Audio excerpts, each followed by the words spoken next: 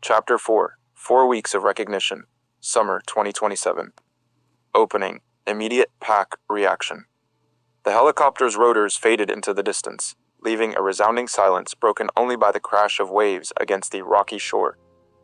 Annika stood there on the beach, duffel bag at her feet, her golden curls whipping in the salty wind off the northern coast. She turned in a slow circle, taking in Kai's territory. The towering cedars stretching inland, the jagged cliffs plunging into the churning sea, the utter wildness that felt worlds away from human civilization. "It's beautiful," she whispered, her ocean blue eyes wide with reverence. "Kai, it's like stepping into another world."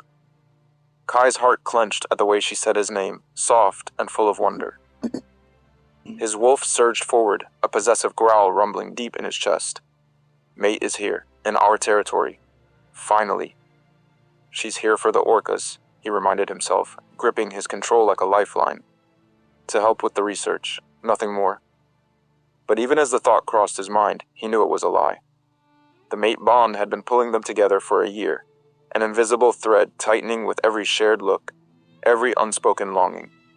Before he could respond, his pack appeared from the forest edge. Lyra, his fierce beta, leading a group of a dozen wolves in human form. They moved with instinctive deference, lowering their gazes and stepping aside as Annika approached. It was subtle, almost imperceptible.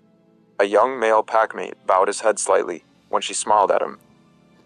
Lyra, usually guarded with outsiders, offered an immediate, respectful nod and asked for Annika's input on the day's tide patterns. Annika didn't notice the shift. She was too busy grinning, shaking hands, and diving into excited questions about the local pods. But Kai saw it all. His pack was reacting to her as if she were already their alpha's mate, sensing the bond's pull, even if they didn't know its name yet. She's already acting like one, Kai thought, a mix of pride and terror flooding him. Commanding respect without trying, fitting into our world like she was born to it. The realization set an urgent, compelling fire in his veins. 4 weeks of this proximity would be absolute torture, fighting his instincts every moment to keep the truth hidden. "Come on," he said, shouldering her bag before she could protest.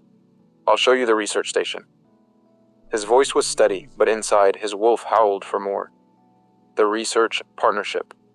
From the very first morning on the boat, Annika's brilliance shone through like sunlight-piercing fog. Kai had expected her to be helpful. After all, she'd impressed Doctor Chen with her undergraduate work, but her insights were revolutionary, reshaping everything he thought he knew about the orcas. They skimmed over the gray swells at dawn, hydrophones dangling into the depths. Annika adjusted the equipment with efficient grace, her eyes scanning the horizon. "There," she said softly, pointing to a ripple in the water. "J-pod, incoming. See the gulls diving? They're trailing salmon, and the orcas are right behind." Kai nodded, impressed. She'd picked up the ocean's subtle cues faster than anyone he'd worked with.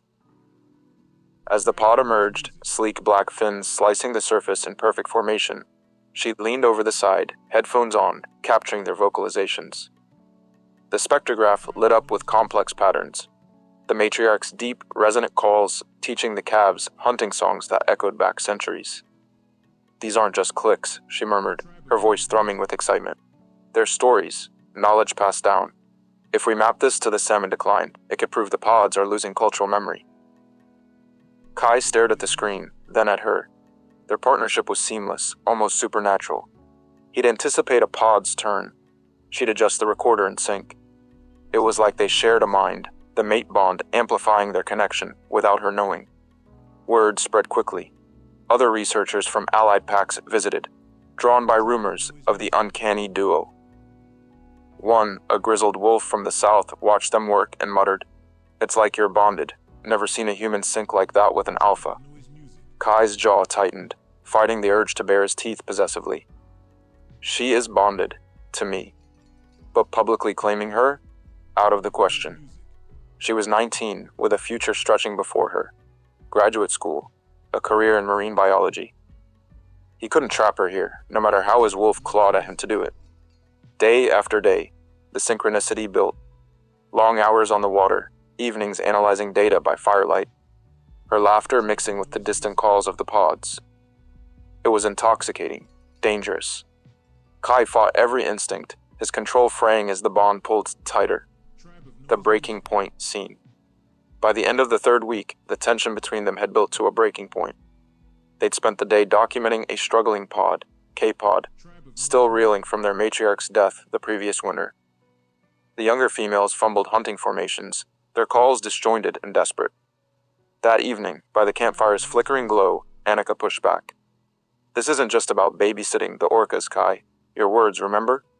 But it's more than that now. We're partners in this, saving them, preserving their world. She met his gaze, her eyes fierce. And us. Why are you keeping me at arm's length? Everything feels right here, with you, like I belong. Kai's internal war exploded. Tell her now, the mate bond, the pull that's been torturing me since the day we met. Or let her choose freely after graduation, without this weight. His wolf roared for the truth, to claim her under the stars. But honor won, a painful choice that twisted like a knife. He stayed silent about the bond, his face a mask of restraint. You have a life ahead, Annika. Graduate school, opportunities. This, he gestured vaguely to the fire, the territory, them, is temporary. I can't let it be more. Her frustration flared, cheeks flushing. Temporary? That's all you see? I'm not a child you need to protect from her own feelings. I push for more because it feels real. Supernatural, even. But if you're going to treat me like some fragile human who can't handle your world... She stood, voice cracking. Fine, keep your distance. But it hurts, Kai. It hurts when everything else feels so damn right. He wanted to shatter, to pull her close and confess. Instead, he growled low. It's for the best. The unspoken truth of the mate bond hung between them, fueling her confusion and his silent agony. Departure. The unspoken truth. The final day dawned with the distant thrum of the helicopter, a sound that sliced through Kai like claws. Annika packed her bag in the research station, movements efficient but heavy with unspoken words. 4 weeks had flown by, each day deepening the bond, yet he'd revealed nothing. As the rotors grew louder, she turned to him, eyes pleading. Kai, promise me something about our future. When I graduate, maybe I could come back. We could continue this. The research, us, whatever this is. He couldn't. What if she chooses differently? What if the world pulls her away, and she resents the wild isolation here? The mate bond pulsed between them, a living force she felt as intuition, as longing, but didn't name. He ached to explain it, to beg her to stay. Instead, he shook his head, voice rough. I can't make promises, Annika. You need to live your life first. School, your dreams. See where it takes you. Tears welled in her eyes, confusion etching her features. Why? This feels so wrong, like I'm leaving part of myself behind. Why are you holding back when everything screams we belong together? He pulled her into a fierce hug, inhaling her scent, salt and sweetness. One last time. His wolf howled in protest, but he whispered, It's the right thing, for you. She clung to him, then pulled away, wiping her eyes. Fine, but I don't understand. None of this makes sense. The helicopter landed on the beach, rotors whipping sand into the air. Annika boarded, glancing back once, her expression a storm of hurt and bewilderment. As it lifted off, banking south, Kai stood rooted, the mate bond stretching taut but unbroken. His pack watched from the trees, sensing his turmoil. The truth hung unspoken between him and the vanishing speck in the sky, pulling them both toward an uncertain future, leaving him shattered on the shore. Chapter 5, The Running Years. The letter, Evolution. The letter started innocently enough, 3 weeks after Annika left for graduate school in September 2027. Kai initiated, his words professional and restrained. Updates on the orcas, congratulations on her early publications, reminders that her work mattered for the long fight ahead. Annika responded in kind, insights on vocal patterns, data from their summer research, a shared passion for the pod's survival. But by late fall, the tone shifted. Her replies grew personal, laced with longing. Kai, I dream about your territory every night, she wrote in November. The wild coast, the cedars, the orcas' songs at dawn. Northern California Marine Research Institute feels so sterile in comparison. My research is advancing. Dr. Chen says my paper on matriarchal knowledge could be groundbreaking, but I feel disconnected, like I'm studying echoes instead of the real thing. I miss the partnership we had. I miss you. Kai's responses mirrored her vulnerability, though he fought to keep distance. The pods are adapting, but it's hard without you here to see the patterns. But you're where you need to be, building a future that can save them. By spring 2028, her letters turned desperate. I can't concentrate on my dissertation, she confessed in May. Every time I try to write, my mind drifts north. The data we collected feels alive in my hands, but everything else is a blur. Zen says it's just stress, but I know better. This separation is breaking me. Kai stared at her words, his wolf howling. He replied with encouragement, but inside, the mate bond pulled mercilessly. Then in summer 2028, the desperation peaked. Maybe I should just come back, she wrote. Abandon school, return to your territory. The work here feels meaningless without the real ocean, without you. What if this is where I belong? That letter shattered his resolve. She was on the verge of quitting, throwing away her future for a half-understood longing. He couldn't let that happen. But he couldn't stay away either. Kai's running response. The moment Kai read those words, instinct overrode logic.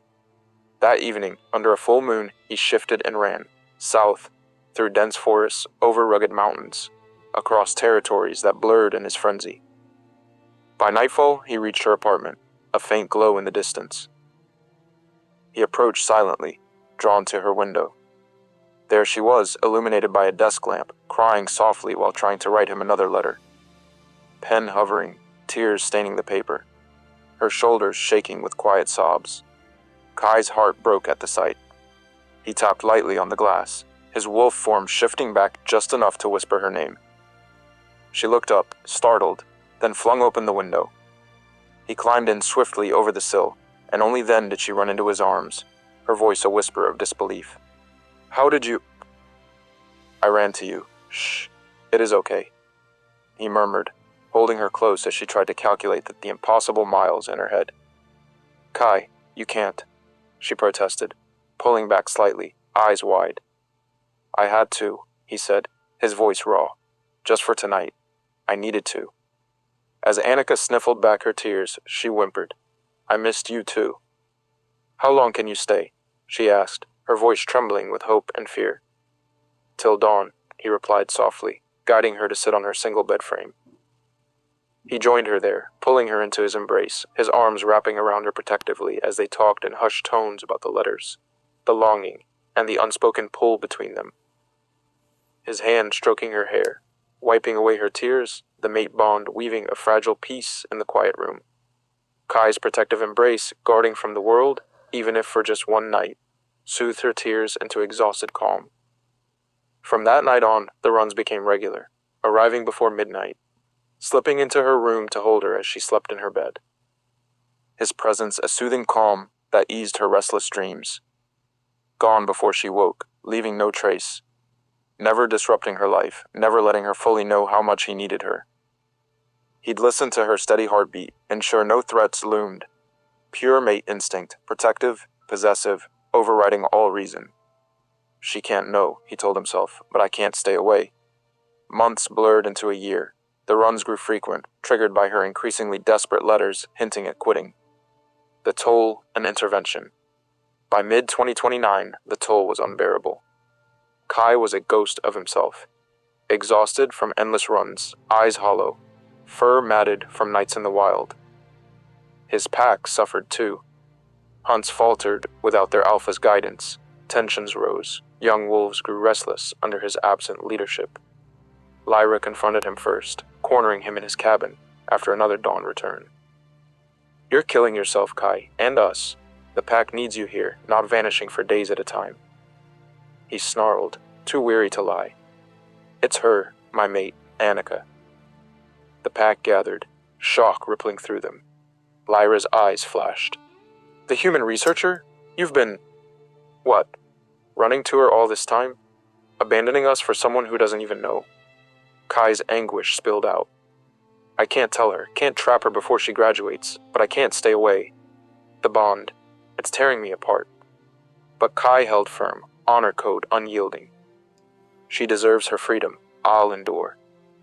The pattern stretched over a year, a cycle of secret devotion and shared suffering.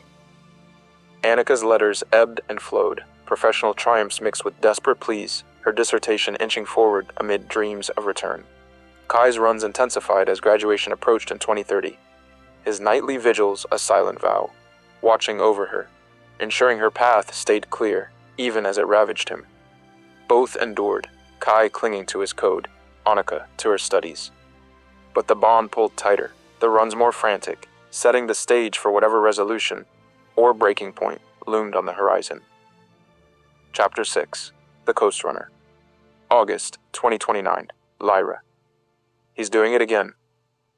The pack member's voice was carefully neutral, but Lyra could hear the concern underneath.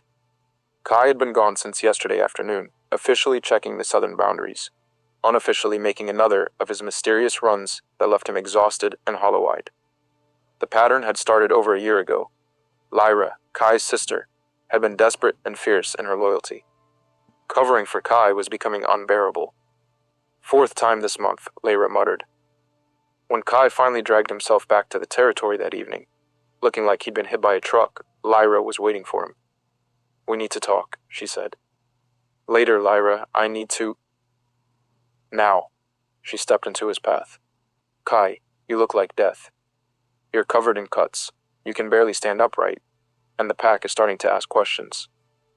I'm handling pack business just fine. Are you?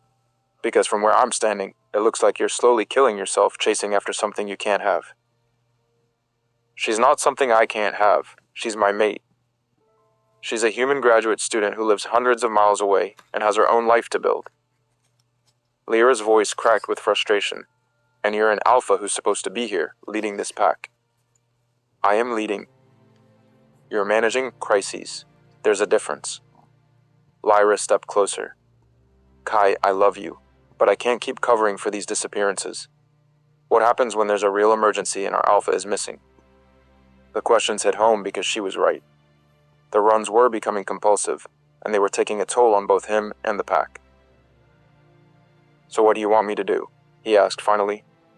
I want you to figure out a solution that doesn't involve potentially dying in the wilderness every few weeks. There is no solution. She can't come here. Her education, her career, her human life, the logistics alone are impossible. I can't go there permanently without abandoning the pack, and I can't stop needing to see her. And then something has to give, Kai, because this isn't sustainable. Chapter 7. September 2029. Annika's POV. The pattern had become routine, though routine was the wrong word for something so unpredictable and terrifying. It had started that first night over a year ago when Kai appeared at her window, drawn by her tears and desperate letter. Now, every other week, sometimes more, he'd slip in before midnight, hold her through the night, and vanish before dawn. You're going to kill yourself, she told him one night, cleaning cuts on his arms from what looked like a fall through brambles. Kai, these runs, the risks you're taking. I know. He pretended to wince as she applied antiseptic. But I can't stop. Then we're both trapped, aren't we? I can't ask you to stop because I need to see you too. But I can't watch you destroy yourself either. There is no other way. You have to stop. I can't leave graduate school. You won't let me. And honestly, I'm too close to graduating to give up everything I've worked for. You can't abandon your pack. And the distance between us isn't changing. It was the central problem they couldn't solve. They needed each other, but their worlds were incompatible in every practical way. What if we set limits? She suggested. Rules about how often you make these runs. Safety protocols? You think I'm doing this by choice? Annika, the mate bond is stronger than my judgment now. I tell myself I'll wait longer between visits and that I'm shifting and running south before I can stop myself. The admission terrified them both. So what happens? You keep making these runs until the wilderness kills you? Until your pack finally rebels against an alpha who's never present? I don't know, he said quietly. I just know I can't stay away from you. That night, she could not take her eyes off his beautiful features. Once so youthful and gentle, though she knew that side of him was for her alone. But now, he was desperate for the vitality he only reached with her near. They held each other with desperation that felt almost like grief, both of them understanding that what they were doing wasn't sustainable, but unable to see any alternative. When Kai left at dawn, Annika watched from her window until he disappeared into the urban maze, beginning another impossible journey home. October 2029. Kai. The confrontation came on a cold Tuesday morning, when Kai dragged himself back from another run and found his entire pack leadership waiting for him. Lyra, along with elders and young wolves, stood outside his cabin with expressions ranging from worried to angry. "We need to talk," Lyra said. "Later. I need to." "Now." An elder stepped forward. "Kai, this has gone on long enough." "What has?" "These mysterious disappearances that leave you looking like you went 10 rounds with a grizzly bear." Lyra's voice was sharp. "We know you're not patrolling. I'm so sorry, brother. I had to involve the elders. I couldn't carry on covering the risks." Kai looked around at his pack, seeing the strain his absences had created. "My mate," he said finally. "She lives in Northern California. I run there to see her." The admission sent a ripple of shock through the group. "You run to Northern California," the elder repeated slowly. "That's hundreds of miles, through wilderness, alone at night." "I know the risks."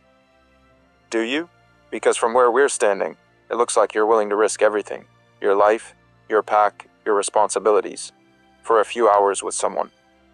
"She's my mate," Kai repeated, as if that explained everything. "Then bring her here," Lyra said. "If she's that important to you, make it official. But stop trying to exist in both worlds at once. She has her own life. She has freedom I can't take from her. Her education, which she'll have to give up eventually anyway, if you're truly mated." Lyra's voice was matter-of-fact. "Kai, you can't have it both ways." "Do you think I don't see this for what it is?" "We're not asking you to choose," the elder said bluntly. "Find a way to let her go and stop trying to maintain a relationship through suicide runs." That evening, Kai sat alone staring at his phone. His pack was right. The current situation was destroying him and affecting their leadership. But he couldn't see a solution that didn't require someone to sacrifice everything. Lyra's words echoed. Choose. She wouldn't let up. He knew she'd keep pressing until something broke.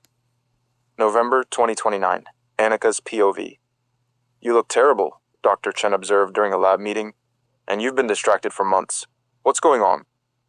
Annika tried to deflect, but Dr. Chen's shrewd gaze saw right through her. "It's personal.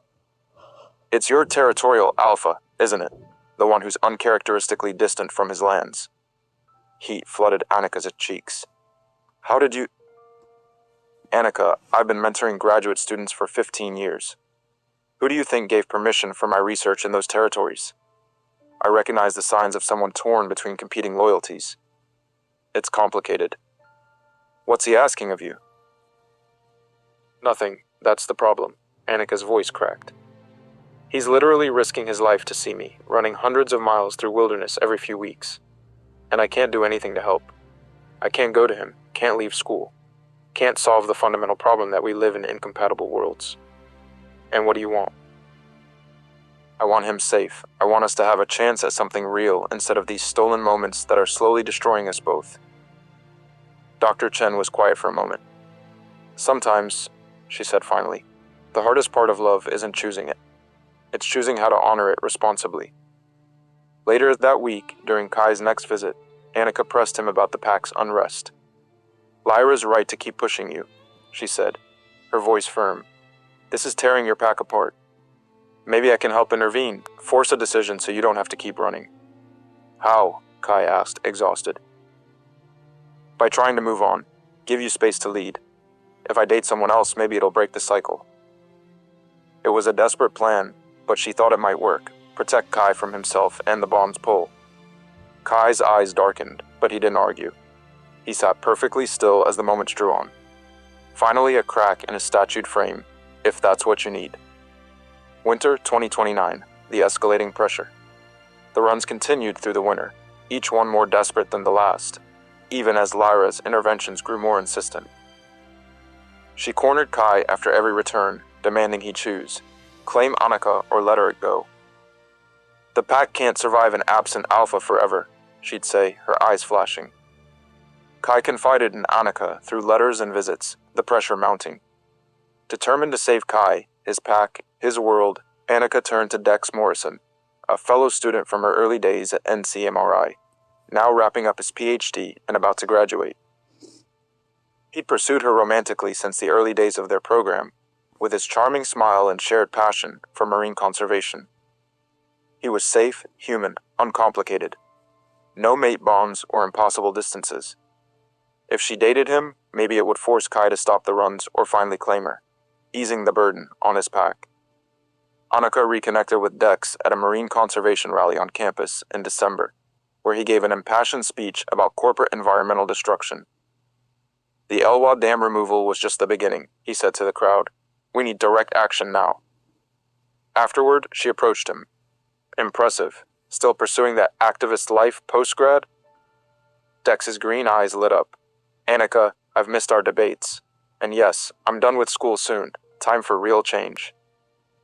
His pursuit was subtle but persistent, and she let it happen, going on a few dates, coffee, walks along the coast, discussions about orca research. It felt like a betrayal, but she told herself it was for Kai's sake, to intervene before Lyra's pressure broke him.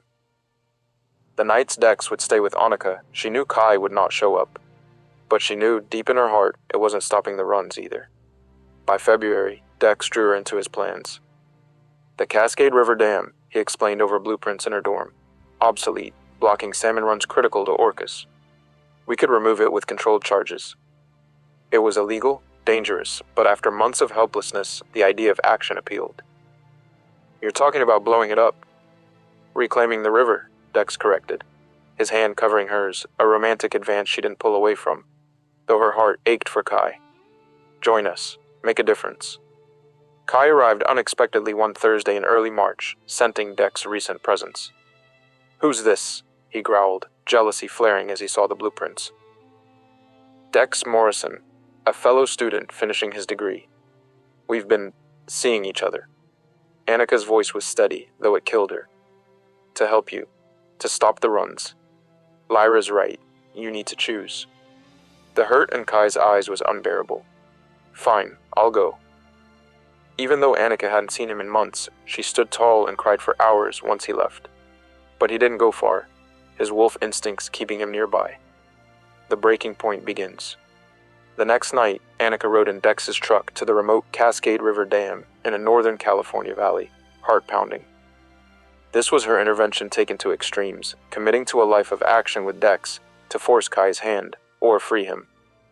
The team, Dex, Jenny, Marcus, dressed in dark clothes, carried equipment. Strategic breaches, Dex whispered, in and out. But as they crested the hill, lights flickered below, police or security. Abort, Dex muttered. No, Annika said, voice firm. We came to act. The salmon can't wait. Deep down, it was about proving she could live without Kai. For his sake, for Lyra's, for the pack. They descended stealthily, hearts racing. Marcus placed charges while Annika kept watch, her mind flashing to Kai's hurt face. Dex squeezed her hand. This is real change, with me. Guilt twisted in her gut. This wasn't about Dex. It was about breaking free from the bond's torment. Then shouts echoed. Police! Freeze! Panic erupted. One charge detonated prematurely. Cracks spiderwebbed the concrete, water roaring through. Annika scrambled onto a ledge, trapped between cops and crumbling dam. Debris flew, the structure shuddering. Her foot slipped, and she plummeted toward the churning water below. End Chapter 6. Chapter 7. Breaking Point. The Fall. Kai had been patrolling nearby all night, his wolf agitated after Annika's dismissal.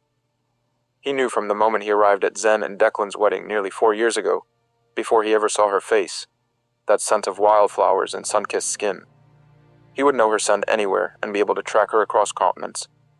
Her scent led him here, to this remote dam, lights flashing, shouts ringing out. He arrived just as a small explosion lit the sky, concrete cracking like thunder. He saw her with precision focus. His reaction came quicker than thought. Annika, on a crumbling ledge, falling. His wolf launched without hesitation, shifting mid-leap to human form. He caught her waist, pulling her against him as they plunged into the icy torrent below. Kai! She gasped, arms clinging to his neck. He shifted back to Wolf mid-fall, his powerful body absorbing the impact. The current was merciless, debris slamming, water pulling them under. But his enhanced strength cut through, keeping her head above water. He swam desperately toward the bank, dodging twisted metal and rocks, his lungs burning. They collapsed on the muddy shore, Kai shifting human again. "Are you hurt?" he demanded, hands checking her for injuries, voice rough with terror. "I'm okay," she panted, shaking from cold and shock. Why were you here?" "I never left. I couldn't." He pulled her into his chest, heart thundering. "Annika, what the hell were you thinking? Blowing up a dam? With him? You could have died." "I was trying to do something that mattered. Something real instead of waiting." Her voice broke. "Waiting for you, for us, for a solution that doesn't exist. It's too much for my heart. This had to end." Sirens wailed closer, searchlights sweeping.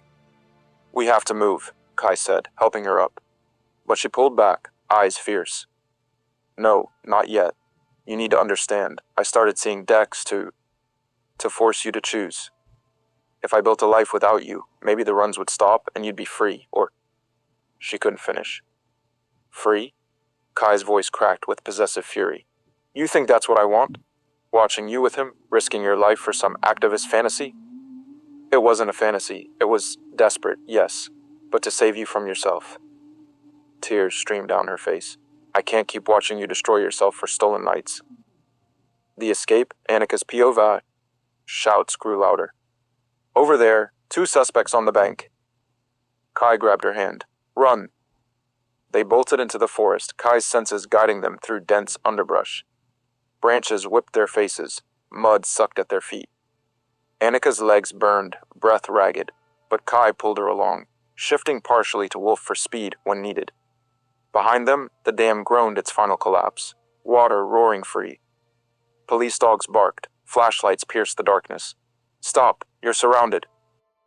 Kai veered sharply, leading them to a narrow ravine. "Jump," he whispered. She leapt without question, landing in shallow water, wading upstream to mask their scent. Minutes stretched like hours, hearts pounding, until the sounds faded.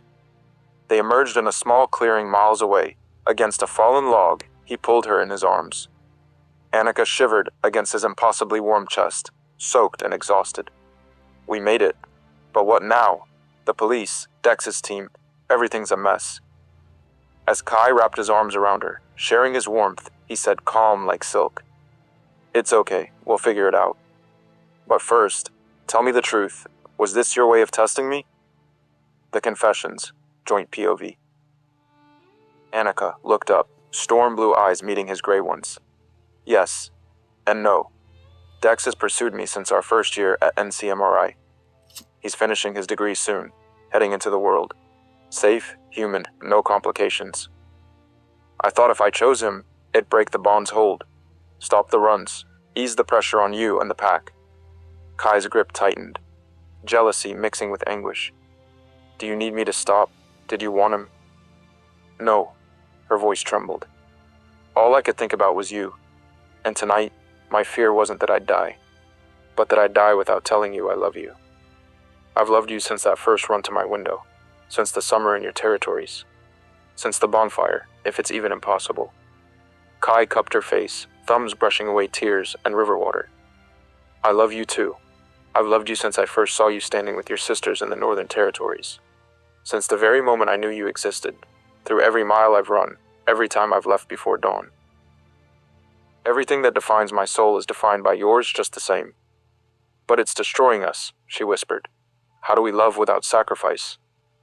"I don't know," he admitted, voice raw, "but I will find a way."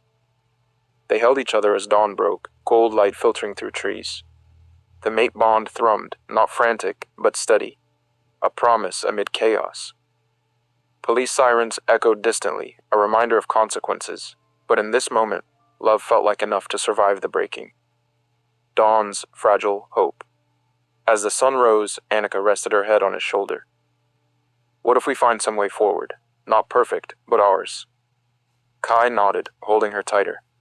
"Together, no more running. We'll figure it out." The future was uncertain, police pursuits, pack rebellions, worlds colliding. But for the first time, resolution felt possible.